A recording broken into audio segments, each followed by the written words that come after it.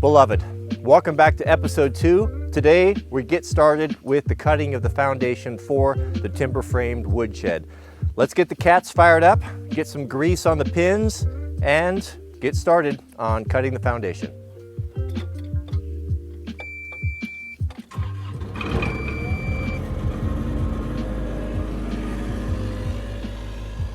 While that cat's warming up, I'll give you a quick recap. Now last time, remember, we put the orange line here, right? This is the outside of the timber frame structure. We're gonna be doing a 6-inch overdig. Now that's gonna compensate for the 8 footers that we need to put in. And that's what you see here with the white line. That's 6 inches all the way around. So we'll very carefully and neatly cut the sod out, roll this out into the dump trailer. And then I think unfortunately, or maybe fortunately, we're gonna have to cut these footings by hand because they're so small, and getting a machine in here is just gonna make a bigger mess than just doing it with shovel.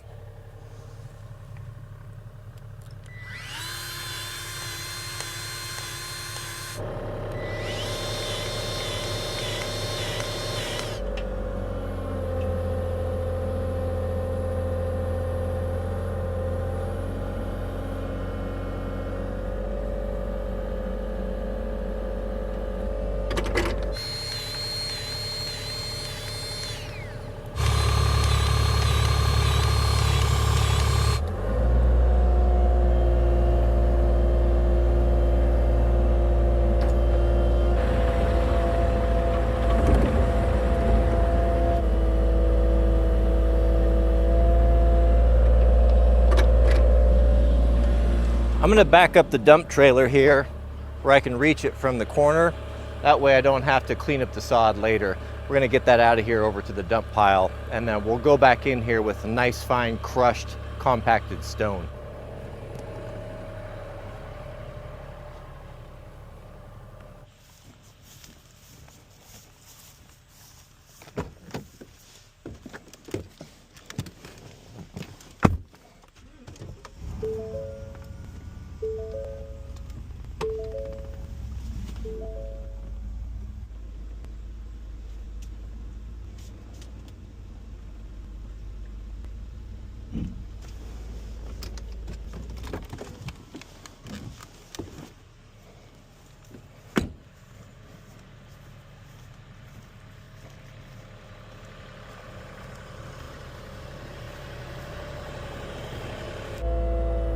All right, so what I'm gonna do first is we'll just go along this line and very carefully just chop right through that sod. I want to kind of break through it so we can get a nice clean line. I want to protect all of the surrounding grass. The more we tear up, the more we have to clean up and put back.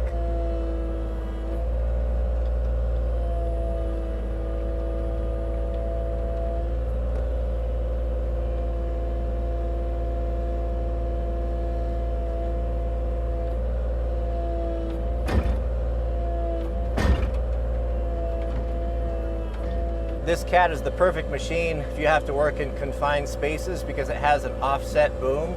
So you'll notice here that I can swing the boom independent of the house or both. And this gives me the ability, for example, here you can see where I can't get close enough. I can change the angle and I can get access to everything. It's really, really nice when you're working around houses and residential stuff that's tight like in suburbs.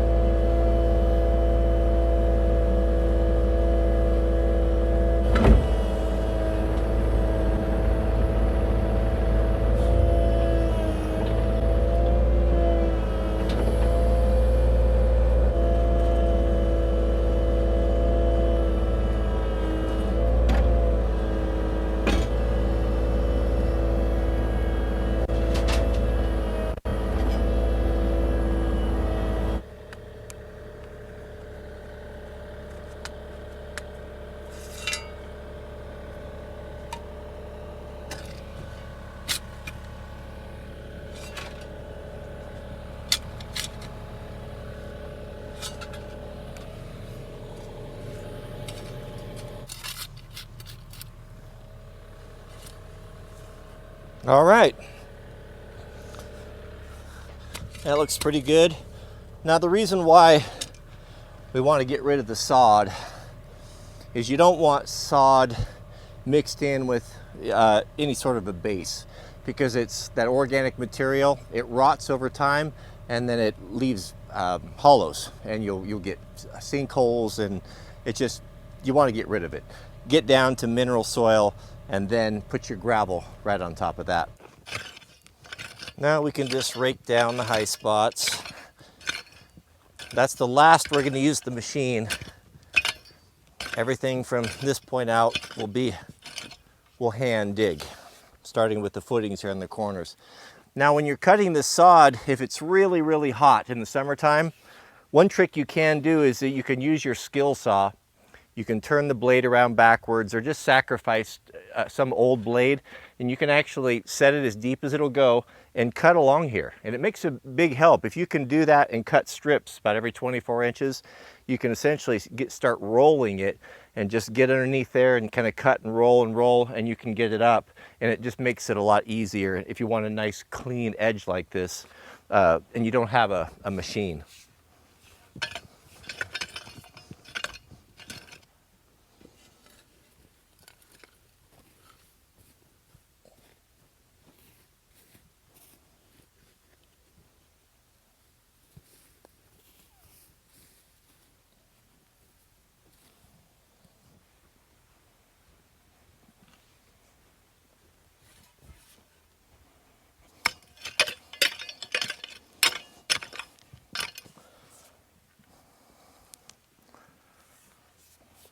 The two rakes that I really like using, this is a Rogue forest rake.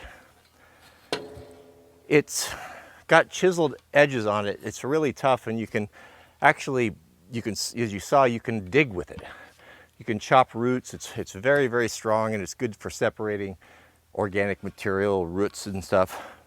But for leveling, you want to use a broad rake. These are all aluminum. Pretty lightweight. These are perfect because having that big, long 24-inch rake head on it, it kind of fills the highs with the lows.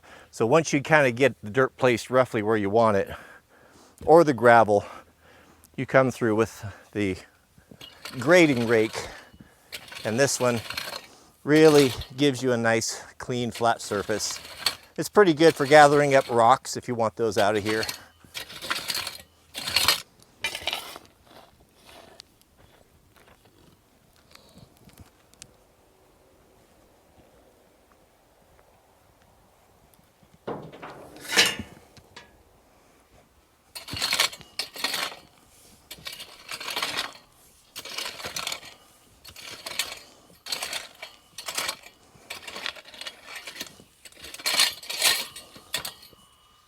All right, looks pretty good.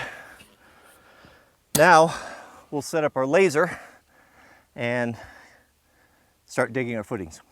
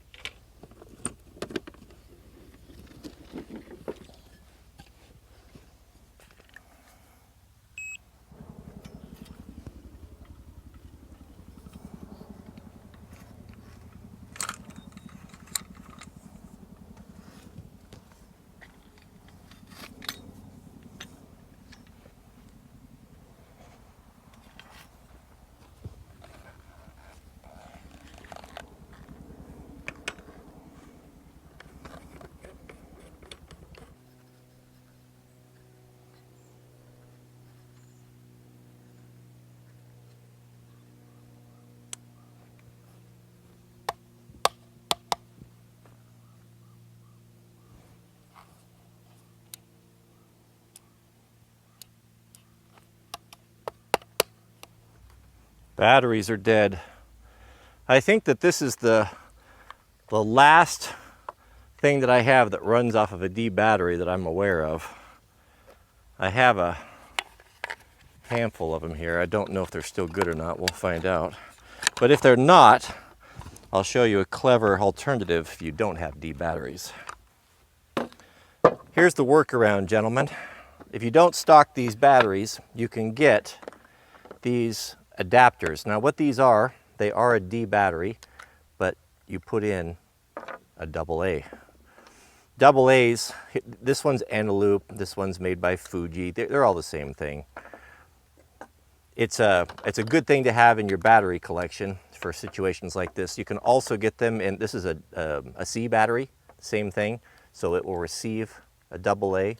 So pretty nice. I don't know that I've used them on the laser, but we'll try. And I'm not trusting these batteries that are in here, so let's start off with some fresh ones. See if this doesn't get us going. If not, we'll send Manservant down to the hardware store and he can pick some up for us. Oh yes. This old weather-beaten thing. It's got a lot of miles on it. Oh, it's quite old. She's still chooching though. Excellent. I figured my grade to the bottom of footing and the cut's going to be 15.5 inches, and that will be from the highest point, which is probably right here. Reason for that is I want these piers to stick up no less than 4 inches above grade. That will keep the wood up out of the snow as good as possible. On the lower end over there where the grade's a bit lower, those piers will stick up a little bit higher, but we'll find out here in a second. This is reasonably flat. If I had to guess, it's within a tenth and a half. This being our high point, our cut is 15.5 inches. So that would put the bottom of footing right here.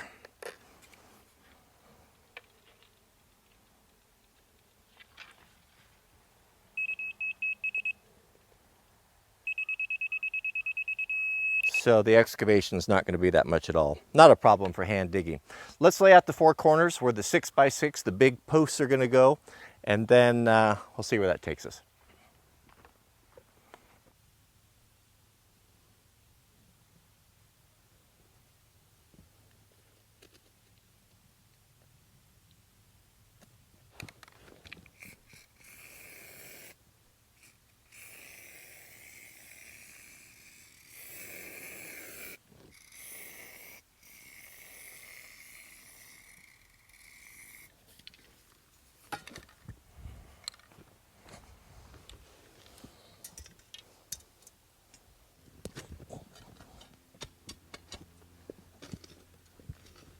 Oh, that old ground is hard.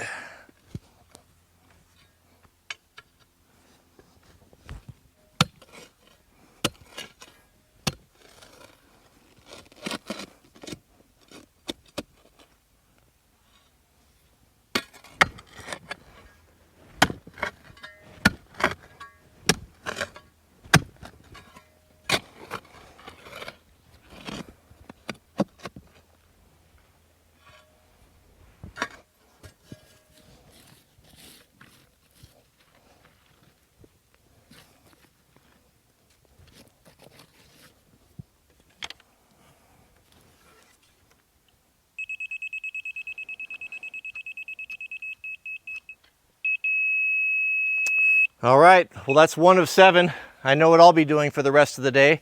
Each hole is going to take probably about a half hour. I won't bore you with following me along for all of them. I appreciate you watching. May God bless you and your families. Please keep us in your prayers and subscribe. We'll see you tomorrow, Lord willing, for part 3.